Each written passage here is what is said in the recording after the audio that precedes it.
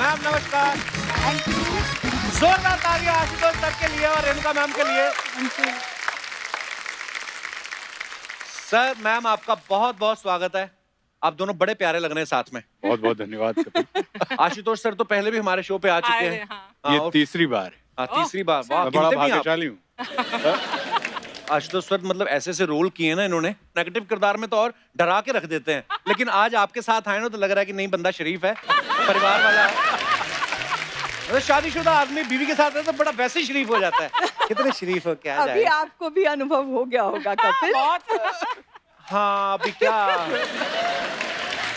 मेरे को इन्होंने याद दिलाया, मैं शादीशुदा हूँ, मैं अगला सवाल ही भूल गया। आइए मैम बहुत बहुत स्वागत है आपका, प्लीज विराजमान हो जाइए। आइए सर।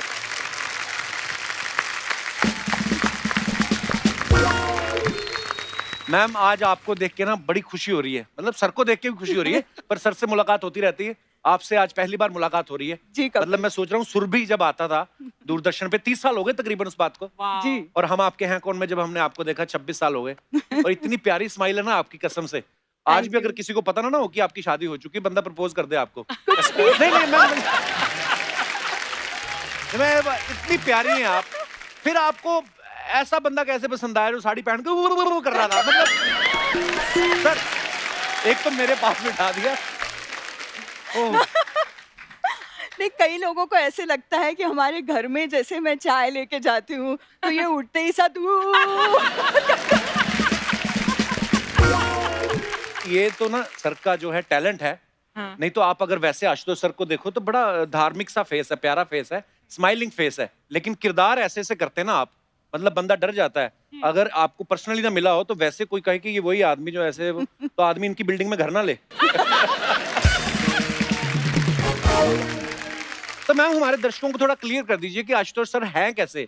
बिल्कुल शरीफ हैं, बिल्कुल थोड़े खूंखार हैं, या जैसे पति होते हैं? नहीं, जिसके सामने खूंखार होना चाहिए उसके सामने खूंखार है। और जिसके सामने प्यार से पेश आना है उसके सामने बहुत ही प्यारे हैं। मतलब तो आपको छोड़ के बाकी सबके सामने खूंखार ही हैं फिर ये? नहीं, मैं इसमें एक बात ये कहना चाहूंगा कि चूंकि मैं भोले शंकर का भक्त हूँ। अरे वाह वाह, सेम हियर सर। मैं भोला भी हूँ और भाला भी हूँ। वाह। आज आपको देख के ना मेरे को सर इतनी, क्योंकि मैं सुरभि बहुत देखता था मैम, कुछ ज्ञान मिला, बहुत ज्ञान मिला। वो मतलब एक बार तो आपने हमारी यूनिवर्सिटी की फोटो दिखाई थी, गुरु नानक देव यूनिवर्सिटी अमृतसर, और हम लोग इसी बात में बड़े खुश कि हमारी यूनिवर्सिटी की पिक्चर आई है उस शो में। और मैंने देखा उसमें लोग बड़ी चिट्ठियां लिखते थे आपको। बिल्कुल। और मुझे लगता है आप और सिद्धार्थ सर करते थे वो शो होस्ट, तो ज्यादातर चिट्ठियां तो आप ही को लिखते होंगे, सिद्धार्थ जी को तो कोई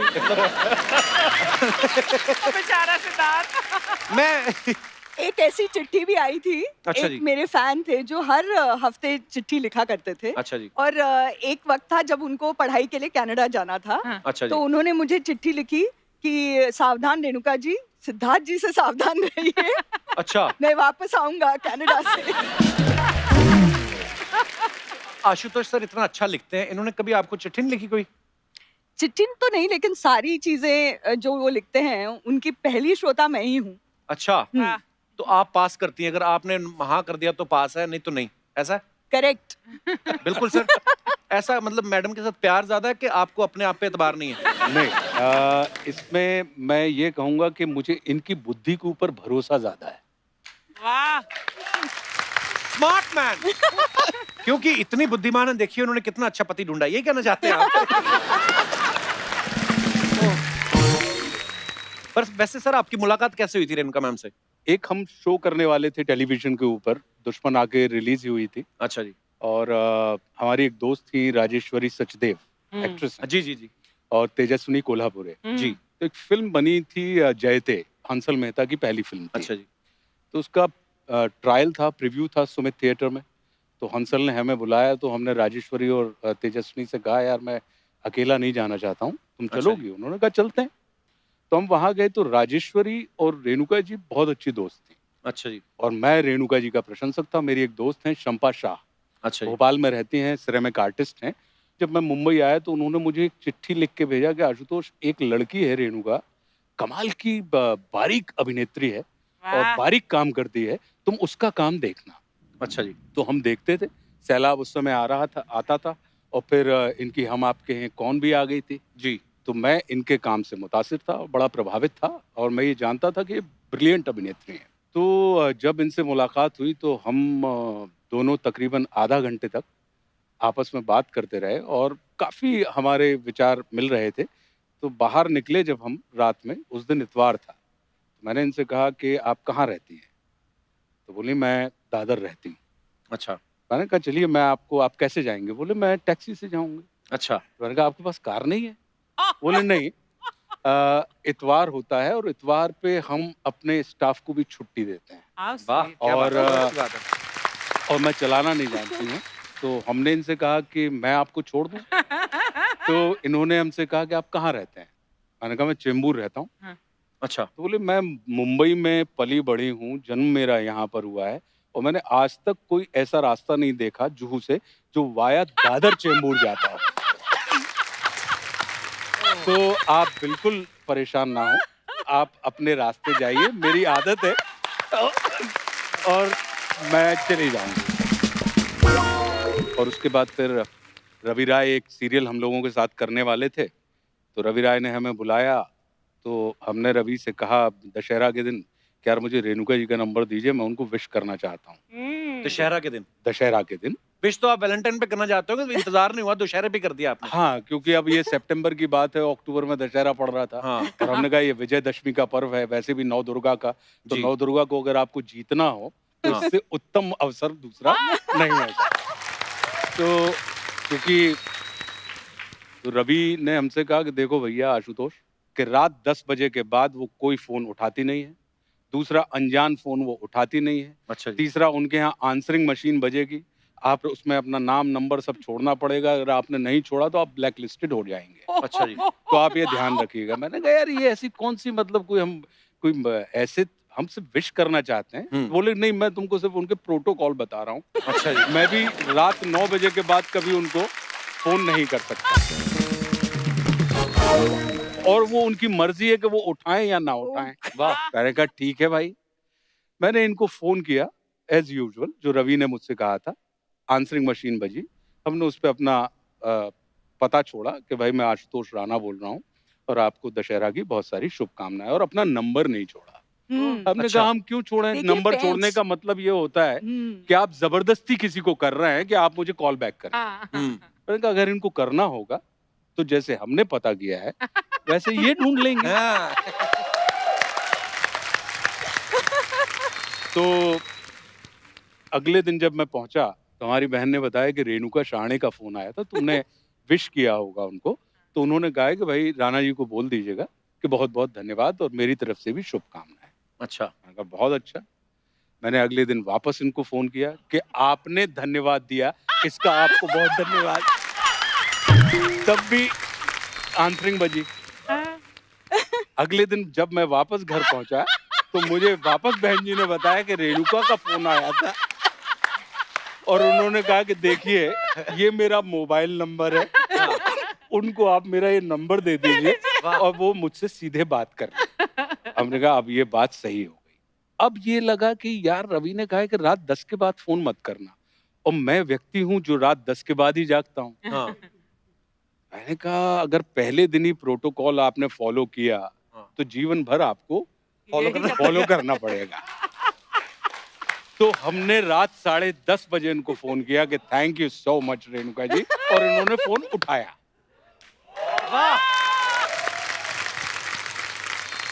और उसके बाद तकरीबन 3 महीने हम फोन अ फ्रेंड खेलते रहे। अच्छा जी। हम मिले नहीं।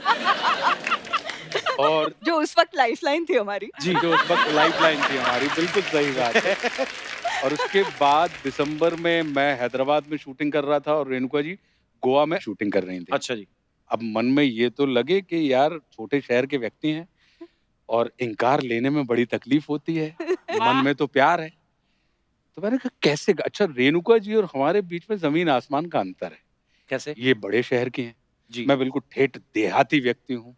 ये इनको प्रोज पसंद है, हाँ। मुझे कविताएं पसंद हुआ करती थी। तो इनको मैंने एक कविता सुनाई अच्छा। रेणुका जी को, और वो कविता प्रश्नवाचक कविता थी। मैंने कहा इस कविता में अगर ये जवाब मिल गया वाह। तो मतलब कविता की कविता है, बात की बात है। और जवाब अगर मिल गया तो ठीक है, और नहीं मिला तो इसमें कोई इनकार की बात नहीं है। मैंने उनको जो कविता सुनाई वो ये थी कि प्रिय लिखकर नीचे लिख दूं नाम तुम्हारा, वाह और कुछ जगह बीच में छोड़ नीचे लिख दूं सदा तुम्हारा। वाह लिखा बीच में क्या ये तुमको पढ़ना है, वाह वाह कागज पर मन की भाषा का अर्थ समझना है, वाह और जो भी अर्थ निकालोगी तुम वो मुझको स्वीकार। झुके नयन, मौन अधर या कोरा कागज, अर्थ सभी का प्यार। वाह वाह क्या बात। तो रेणुका जी ने अब एक पॉज लिया और मुझसे कहा कि Rana ji, I think I am in love with you. वाह तो मन में तो अपार प्रसन्नता हुई कपिल, लेकिन देहाती नुस्खा ये कहता है कि व्यक्त नहीं करना चाहिए, उसको बहुत जज्ब करना चाहिए। तो मैंने बिल्कुल अपने आप को जज्ब किया और मैंने कहा कि थैंक यू, आप लौट के आइए फिर इस विषय पर बात करें।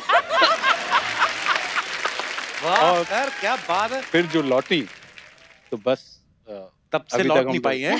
तब से लौट नहीं पाए। बड़े इन्हीं गुन्ने की हो आशिक गए। निकले सर आप। वाह सर ये कपिल क्या बात एक्चुअली ये ना इनकी आदत ऐसी है कि जलेबी की तरह वो बोलते रहते हैं, बहुत मीठा, बहुत मीठा। हम्म।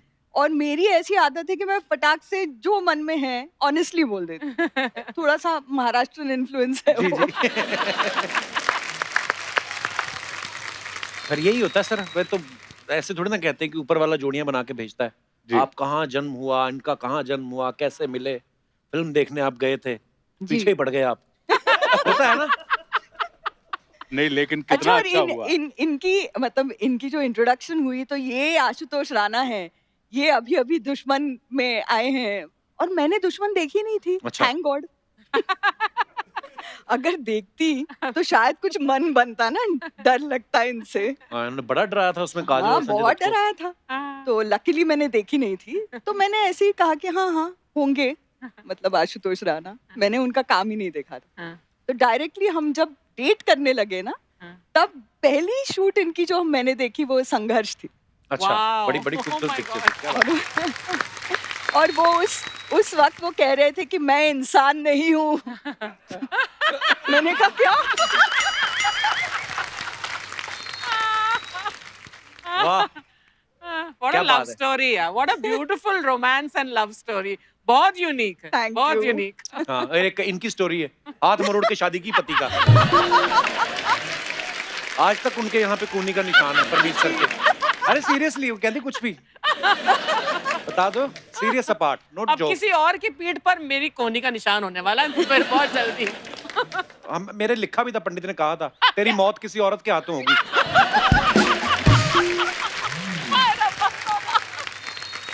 अच्छा सर, मैं ये पूछना चाहता हूँ कि जब आपका तो बात हो गई कि एक दूसरे से मोहब्बत है, सब स्वीकार कर लिया एक दूसरे ने, फिर जब आप इनके घर वालों से मिले तो वो इजीली मान गए थे या उन्होंने कहा था कि जब तक चाय बन रही 2-4 कविताएं पहले आप दिखाइए हमें तो हम पढ़ेंगे फिर डिसाइड करेंगे? नहीं, जो आई हैं उन्होंने इनकी परवरिश इतनी अच्छे से की है कि उनका ये कहना था कि मुझे इनके घर का नाम उमा है। अच्छा जी। हाँ, तो बोले उमा के डिसीजन पर, उसके निर्णय पर मुझे पूरा विश्वास है। वाह। वो बहुत होश हवास में सारे फैसले लेती है, तो अगर उसने तुम्हें चुना है तो फिर तुम्हारे ऊपर विचार करने की कोई जरूरत नहीं। वाह। लेकिन हाँ, हाँ। ये विश्वास थोड़ा डगमगाया था अच्छा जी। शादी के एक दिन पहले ही। जब हम मैंने लोग सुनी है एक कहानी की शादी के एक दिन पहले आशुतोष सर के दोस्तों ने कुछ ऐसे किस्से बताए कि आपने मेहंदी वाली को रोक दिया था कि रुको रुको अभी अभी उसने ए ही लिखा था तो कहती रुको अभी मेरे को कुछ नई बातें पता चली। वो क्या बातें थी रेणुका मैम? नहीं, यार तो लिख चुकी थी मैं। अच्छा तब तक रंग भी ला चुकी थी मेहंदी। अच्छा जी। और हम मतलब ट्रेन से सफर कर रहे थे सभी, मतलब मेरे घर वाले भी, इनके कई दोस्त, सब साथ में जा रहे थे ट्रेन में। अच्छा जी। तो रास्ते में एक से बढ़कर एक किस्से थे और पहले तो बहुत मतलब अच्छे वाले कि इनकी बुद्धिमानी के और इनकी मतलब कैसे दोस्त इकट्ठा करते हैं और कैसे इनका कमरा बड़ा जागृत रहता था और वगैरह, वो सब तो बहुत अच्छा था। आई और बाबा दोनों कि अरे वाह क्या दामाद पाया है, वाह वाह वाह। उसके बाद फिर इनके परम मित्र हैं पदम सिंह ठाकुर। अच्छा जी। तो उनसे रहा नहीं गया कि ये कोई किस्से हैं, मतलब ये तो आम किस्से हैं ना। हाँ। तो उन्होंने कहा और एक दिन जो बंदूक आपने तानी थी, ओ, ओ, तो आपने जंजीर नहीं खींची ट्रेन की? मतलब मेरा मन ही था, क्योंकि एक हाथ आई ने मेरे हाथ पे रखा था हाँ। और वो बेचारी मतलब एक्चुअली घबरा गई थी। हाँ. और उन्होंने मराठी में मुझसे पूछा कतरते स्वर में कि उमा, तुला खरंच याच्याशी लग्न करायचंय का? अजूनही वेळ आहे. तब भी वक्त है, सोच लो. जब जब आप पढ़ रहे होते हैं स्टूडेंट पॉलिटिक्स में, जी। मैं स्टूडेंट पॉलिटिक्स में बहुत एक्टिव हुआ करता अच्छा था। जी। तो उस समय ये बड़ी आम बातें हुआ करती थी, और चूंकि आप स्टूडेंट पॉलिटिक्स में होते हैं तो आपको कई किस्म की मानसिकताओं के साथ आपको सामना करना पड़ता है। जी। तो उस हिसाब की बात थी। पर मैं कहा हो सकता है ना अपने दोस्त को खुद ही बुलाओ कि एक डराने वाली बात बोल दे मेरी तरफ से, ताकि ससुराल में भी सब ठीक रहे भाई। सारा अच्छा अच्छा नहीं जाना चाहिए ना, एक आध लाइन। अच्छा, मैं अपने दर्शकों को बता दूं, पता है ये बहुत सारे लोगों को कि रेणुका जी की जो मम्मी जी हैं, शांता गोखले जी, वो जानी मानी राइटर हैं। इनके भाई जो हैं वो भी राइटर हैं, और आशुतोष सर तो लिखते हैं ही, सबको पता है। तो सर ये आप ससुराल के दबाव में आके राइटर बने थे या मतलब पहले से ही लिखते थे आप? नहीं, मैं लिखता पहले से था, लेकिन जी। पहले स्वतः सुखाए लिखता था। वो क्या होता है सर? मतलब खुद के सुख के लिए अच्छा। वो शब्द बड़ा मजेदार था सर। क्या? स्वतः सुखाए। लेकिन ये भी अचानक घटित हुआ कि छोटी छोटी कहानियां मैं लिखता था, तो प्रभात प्रकाशन ने हमारी उन कहानियों को पढ़ा जो व्यंग थे, सटायर्स थे। तो उन्होंने कहा सर इनको तो किताब के रूप में आना चाहिए। तो मौन मुस्कान की मार नाम की एक पहली किताब 2018 में हमारी आई, वाह। और जो लकीली बेस्ट सेलर हो गई। और उसके वाह। बाद राम राज्य को तो आपने इंट्रोड्यूस जी जी, किया ही बिल्कुल था। बिल्कुल सर। और एक ना मुझे सर अभी मेरे एक हमारे मित्र हैं टीम में, उन्होंने एक आपकी 4 पंक्तियां सुनाई थी जो आजकल के माहौल के ऊपर। देश चलता नहीं, मचलता है।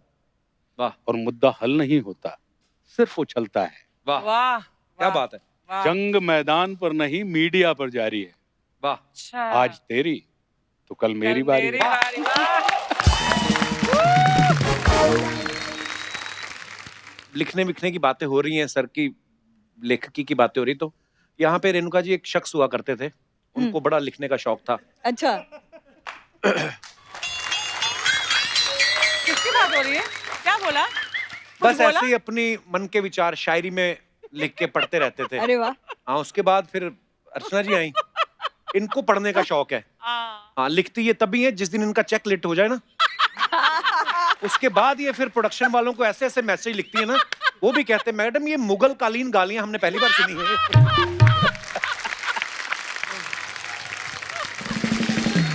अच्छा आशुतोष सर, आजकल तो ना गवर्नमेंट ने फिक्स कर दिया लॉकडाउन के चलते ना कि शादी में 50 से ज्यादा लोग नहीं जा सकते।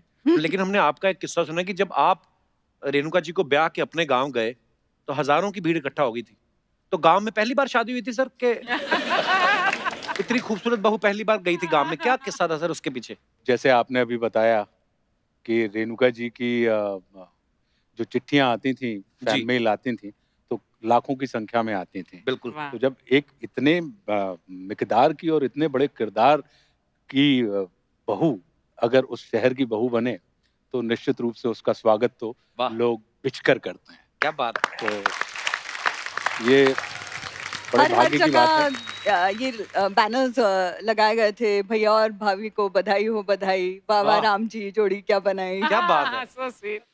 सर हमने एक और चीज सुनी है आशुतोष सर आपके बारे में, कि जब आप काम पे जाते हैं और फिर शाम को घर वापस आते हैं तो आप पूरे दिन में क्या क्या हुआ है सारा रेणुका मैम को बताते हैं। तो ये आपकी मोहब्बत है या कॉन्ट्रैक्ट था आपका? मेरा ये मानना है कि दुनिया का हर पति हाँ. ये मान के चलता है, जो हमने आपसे पहले भी कहा था कि नारी कल भी भारी थी, नारी आज भी भारी है, और पुरुष कल भी आभारी था, पुरुष आज भी आभारी है। पर कपिल, जी। मुझे सबसे अच्छा मंत्रा शादी का मेरे ससुर जी ने दिया. क्या? अच्छा. उन्होंने कहा कि शादी का एक ही मंत्र है, वो याद रखना. फर्स्ट ओबे देन आर्ग्यू. उनका भी खुद का एक्सपीरियंस रहा होगा ना। सबके अपने एक्सपीरियंस भी रहते हैं। वैसे बहुत कीमती एडवाइस है यार ये. हाँ, I should follow this also. आपके जी। ऊपर नहीं बुलाई होती? क्यों? आप तो सीधा आर्ग्यू करो, कोई चक्कर नहीं। इतने सालों से चल रहा है, आज तक पंगा हुआ कोई? ये तो हरमीत सर के लिए एडवाइस है कि first obey and then continue it. Don't ever dare to argue with Archana ji. पर मैं वैसे मजाक करता रहता हूँ, अर्चना जी है बड़ी खूंखार प्यारी। अच्छा, रेणुका मैम महाराष्ट्रियन है तो मराठी बहुत अच्छी बोलती है और हिंदी भी इतनी अच्छी बोलती हैं। हाँ। और सर की हिंदी सुने तो लगता है शुरू ही इन्होंने की हिंदी। मैम, आपने कभी आशुतोष सर को मराठी सिखाने की कोशिश की या आपने रखा हुआ है संभाल के कि नहीं नहीं नहीं, लड़ाई होगी तो मैं अपनी मराठी में अपना गुस्सा निकालूंगी? नहीं, मैंने सिखाने की कोशिश नहीं की। हालांकि मैं घर पे मराठी बोलती हूँ, अपने बच्चों के साथ मराठी में बात अच्छा, करती हूँ। बच्चे आपने तैयार कर लिए तो- अपने फेवर में, मराठी में तैयार कर लिए। तो इनको थोड़ी थोड़ी आती है, बहुत ज्यादा नहीं सिखा पाई हूँ मैं, क्योंकि मैं टीचर बड़ी अच्छी नहीं हूँ, ऐसा मुझे लगने लगा है अब। पर ये बहुत अच्छे स्टूडेंट हैं, ये सीख गए हैं कि जितना अपने काम का उतना समझ जाओ, जो नहीं है बोलो माला समझला नहीं।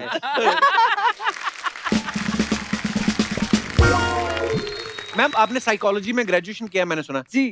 तो मैम, एक क्वेश्चन है, बहुत सारे लोगों का सवाल है, कुछ पतियों के भी सवाल थे कि जो पति पहले बॉयफ्रेंड होता है, शादी के बाद उसकी साइकोलॉजी में क्या कमियां, मतलब चेंजेस क्या आते हैं? नहीं, पतियों के कोई चेंज नहीं आता, वो बॉयफ्रेंड मतलब वो बैचलर ही रहता है। अच्छा जी। पत्नियों में फर्क आता है, वो माँ बनती हैं, वो मतलब किसी की बहू बनती हैं, तो बहुत सारे रोल्स उनको बनते तो करने हम भी हैं पड़ते पर बोल नहीं सकते। अब माँ बनती तो ये बाप बनते हैं, तो है ना, मिक्स ही है। अगर आप बहू बनी तो ये भी किसी के दामाद बने। तो यही सवाल मेरा आपसे भी है सर कि दुनिया में कोई ऐसा साइकोलॉजिस्ट है जो पत्नी की साइकोलॉजी समझ सके या ये अफवाहें हैं? मुझे लगता है कपिल के सुखी जीवन का रहस्य जो है जी, वो सिर्फ यही है कि एक समय में आपको ये लगना चाहिए कि आप पूरा समझते हैं और उसी समय आपको ये लगना चाहिए कि आप बिल्कुल नहीं समझते हैं। वाह, बहुत गहरा है। बहुत गहरी बात है। आप विश्वास कीजिए, क्योंकि marriage is not a matter of change, it's a matter of exchange. और हम और आप क्या करते हैं कि हम तुरंत बदलने की दिशा में बढ़ जाते हैं कि वाकई। जैसे बॉयफ्रेंड हस्बैंड बना या बिल्कुल। जैसी गर्लफ्रेंड वाइफ बनी तो हम उसको बदलने की दिशा में Yes, लग जाते yes, हैं, हाँ। जबकि वो बदलने का विषय नहीं होता, वो बढ़ने का विषय होता है, वो एक दूसरे के साथ परिवर्तन का विषय गुरुदेव, होता है। गुरुदेव। वाह सर, ये किसने सिखाई हैं आपको बातें सर? मुझे जो विचार मिले हैं वो मुझे मेरी माँ से मिले हैं और जो साहस मिला है वो मेरे पिता वाह। से मिला है। क्या बात। और जीवन में अगर आपको एक अच्छी पत्नी मिल जाए तो वो जिंदगी के तूफान में वो बंदरगाह के जैसी होती है, और अगर कठिन स्त्री मिल जाए तो वो बंदरगाह पे तूफान के जैसी। मैं तो कहता हूं अर्चना जी, ये एपिसोड अगर किसी अंग्रेज को दिखा दो ना, जिनको नहीं पता है कि ये एक्टर्स हैं, वो कहेगा भगवान पहन के आ गए जैकेट वैकेट। इतनी मतलब हृदय प्रफुल्लित हो गया मेरा। क्या वाह वाह वाह वाह वाह। आज तो हिंदी पर हिंदी निकल रही है इसकी। जोरदार तालियां। प्रफुल्लित हृदय। हृदय प्रफुल्लित। प्रफुल्लित। वाह, वाह वाह। वाह वाह। अब सॉरी मैम, आप कुछ कह रही नहीं, इनका एक कमरा है जहाँ पर ये सोचते हैं, लिखते हैं, हम्म। विचार उनका चलता रहता है। तो हमारे बच्चे उस कमरे को आश्रम कहते हैं।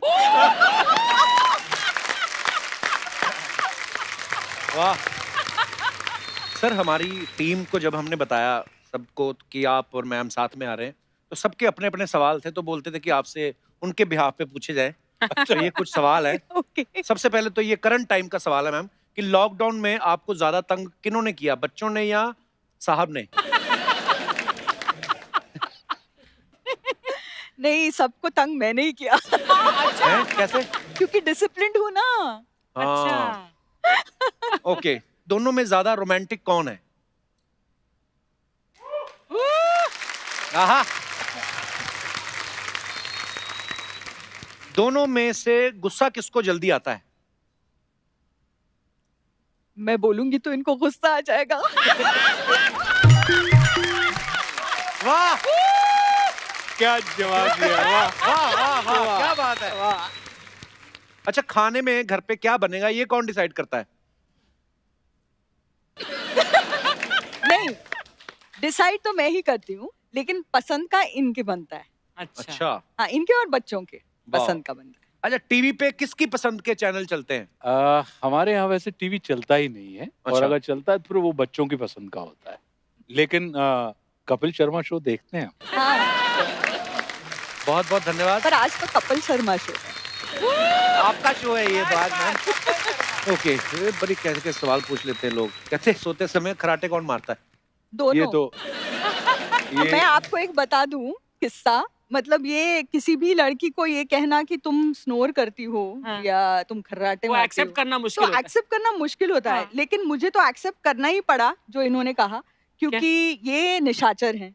हाँ, ये अच्छा मतलब रात में ही जगते हैं। जगते हैं, जी जी। हाँ, और मैं तो 10 साढ़े 10 11 बजे तक आउट। मेरी तो बत्ती गुल हो जाती है, मैं तो सो जाती हूँ।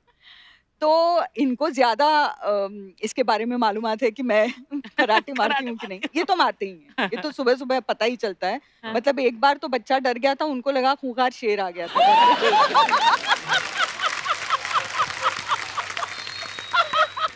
तो मैंने इनसे कहा कि मैं इतना खर्राटे मारती हूँ, तो मात्रा थोड़ी सी कम हो कम गई कर ना। दो।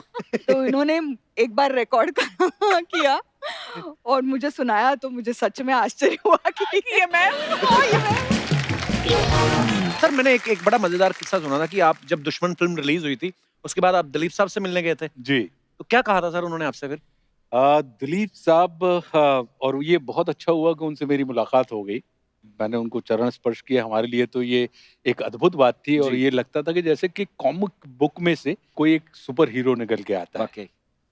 उन्होंने पीठ पे हाथ रखा और बोले, बरखुरदार, मैं तुम्हारे काम से बहुत मुतासर हूँ। वाह अब ये सुन के तो मतलब मुझे लगा कि ये मुझे जानते भी हैं। वाह। ये अपने आप में एक बहुत बड़ी उपलब्धि बिल्कुल। थी। बोले कि मैं आपको कुछ सलाहियत देना चाहता हूँ। बोले कि एक तरफ आइए, और ले गए मुझे, और मुझसे कहते हैं कि बरखुरदार, याद रखना कि चाहे तुम हो या मैं, हम सब खिलौने बेचने वाले लोग हैं, वाह। और हम सब की टोकरी में एक निश्चित संख्या के खिलौने हैं। तो अब ये तुम्हारे ऊपर निर्भर करता है कि तुम अपने खिलौनों को 5 साल में बेच दो, या तुम अपने खिलौनों को 50 साल तक बहुत क्या बेचते बात रहो। है, वाह। खूब। बोले, मैं दिलीप कुमार हूं, और मुझे फिल्मों में 50 साल हो गए, और मैंने अभी तक मात्र 55 फिल्में की हैं। वाह क्या बात है। तो बोले, ये याद से और बहुत खबर से अपने खिलौनों को धीरे धीरे बेचना। वाह। तुम लंबे जाओगे, क्योंकि महत्व इस बात का है कि दुकान कितने समय तक खुली रहती वाह। है। बोले, the biggest power is not wanting power. वाह। जब तुम्हारे अंदर टेबल पर पैसा देखकर फिल्म इनकार करने का रुतबा आ जाए, तो समझना कि तुम बहुत वाह पावरफुल वाह क्या बात है। अच्छा, आज आशु सर और रेणुका मैम यहाँ बैठी हैं। ये मल्टी टैलेंटेड हैं। आशु सर एक्टर हैं और लिखते भी बड़ा अच्छा है, पोइट्री भी करते हैं। रेणुका मैम गाती बड़ा अच्छा है। बहुत बढ़िया, मैंने सुना। मैम आज बहुत अच्छा। कुछ हो जाए, लोगों को मजा आ जाएगा मैम आज आपकी आवाज में कुछ सुन के। चलिए, जब पहली बार मैं इनसे मिली तो संघर्ष के सेट पे मिली, तो संघर्ष फिल्म का ही गाना पेश करती हाँ हूँ। हाँ क्या बात है। क्या बात। पहली पहली बार बलिए, वाह। दिल गई हार बलिए। वाह वाह वाह क्या बात है, बहुत बढ़िया। वाह थैंक यू, थैंक यू। वाह सुपर, बहुत क्या बात है सर, क्या चॉइस है आपकी। नहीं, पर कपिल आप भी इतना सुरीला गाते हैं, बहुत अच्छा गाते हैं। मेरी एक गुजारिश है आपसे कि इन्हीं की एक फिल्म का गीत है जो आपसे मैं सुनना चाहूंगी। कौन सा चिट्ठी ना कोई संदेश। दुश्मन फिल्म का। प्लीज हो जाए कपिल। सर हो मैंने जाए, हो बहुत जाए। सुना है वो, और मैं जरूर मैम। हाँ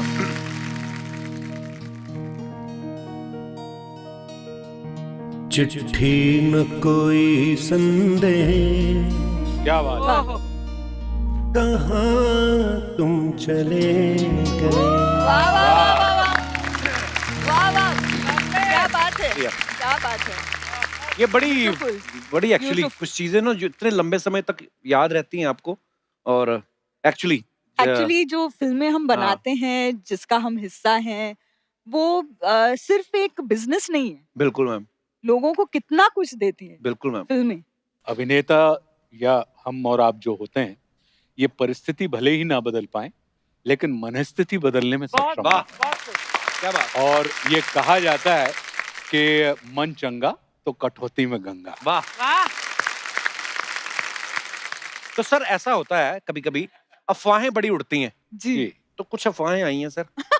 अब जो देखिए, जो चीज मैं उठा के पढ़ता हूँ इसका मतलब वो मेरी नहीं है, वो जनता की तरफ से आई है, हाँ। और इनको हम प्यार से जनता कहते हैं। मेरे तो कंधे से बहुत अफवाहें मजबूत ये लगा। हैं, आशुतोष सर ने एक फिल्म में साड़ी पहनी थी जो बड़ी यादगार कैरेक्टर है। तो अफवाह ये है कि रेणुका मैम से भी जल्दी साड़ी आशुतोष सर पहन लेते हैं। तो इज इट ट्रू और रूमर? नहीं, इट इज ट्रू। मैं Really? इसलिए इसको सत्य मानती हूँ, क्योंकि हम कैसे दिख रहे हैं साड़ी में, इसको सवारने में हमको टाइम लगता है। हाँ। इनको कोई पड़ी नहीं होती है कि मैं Actually- कैसे दिख रहा हूँ। कैसे नहीं? रेणुका मैम, आपके बारे में ये अफवाह है कि जब आप टीवी सीरियल सर्कस कर रही थी शाहरुख खान साहब के साथ, तो अफवाह ये थी कि जब प्रोड्यूसर थोड़ा सा चेक लेट कर देता था तो आप हिंदी सीरियल में जानबूझ के मराठी बोलने लगती थी।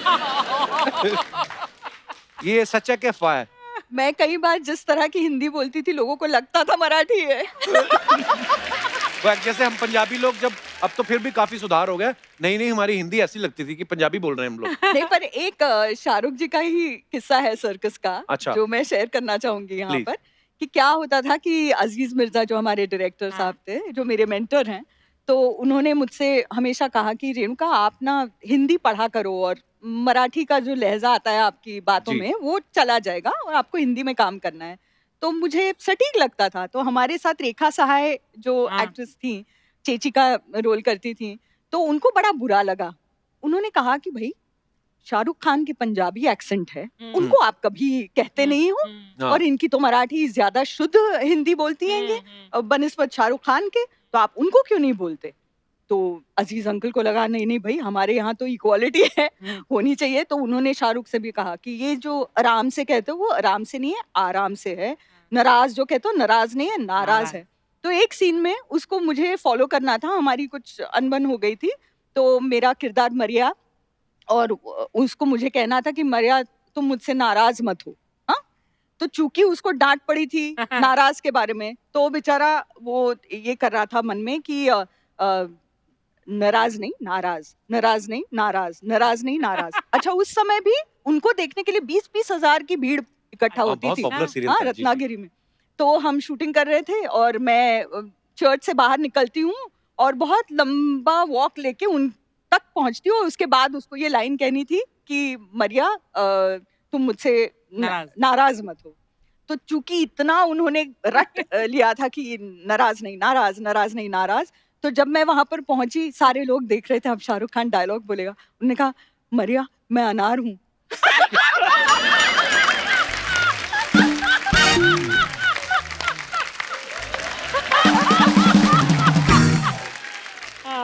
ओह, ओके। तो रेणुका मैम, एक और अफवाह आपके बारे में ये है कि स्कूल में टीचर आपको रेणुका शहाने की जगह गलती से शाणे बुलाया करती थी। इज इट ट्रू शाणे? मैम? शाणे मतलब नहीं, वो वैसे नहीं था, लेकिन हमको बचपन में, चूंकि मेरा भाई मुझसे 2 साल छोटा है, अच्छा जी। और हम टिकट काटे थे, तो मेरा फुल टिकट, उसका आधा, तो अच्छा। हमको 1.5 शाणे जरूर बुलाते थे। क्यूट।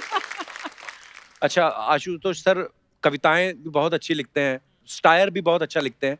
अभी हाल ही में आशुतोष सर की जो बुक है राम राज्य, सर वो प्लीज उसके बारे में हमारे दर्शकों को कुछ बताएं कि उसमें क्या है राम राज्य बुक में? राम राज्य जो किताब है वो अभी तक हमने जितना भी पढ़ा है, हम ये मान के चलते हैं कि भगवान राम के चरित्र को पढ़ा है जी। लेकिन ये राम राज्य जो है वो मर्यादा पुरुषोत्तम के जीवन दर्शन के ऊपर है। अच्छा जी। अक्सर ये माना जाता है कि अगर परमात्मा राम ईश्वर हैं तो ईश्वर का सानिध्य किसी भी अपूर्ण व्यक्ति को पूर्ण करता है। बिल्कुल। लेकिन मेरे सामने ये प्रश्न खड़ा होता था कि ऐसा कैसे हो सकता है कि भगवान राम के संपर्क में आने के बाद कोई शूर्पणखा के नाक कान काट दिए जाते हैं, उसे अपूर्ण कर दिया जाता है। तो कहीं ऐसा तो नहीं कि कोई और बात हो और हमने किसी और चीज को समझ लिया हो, जी। जबकि सिर्फ इसलिए कि उसने अपनी वासना को ईश्वर के सामने रखा।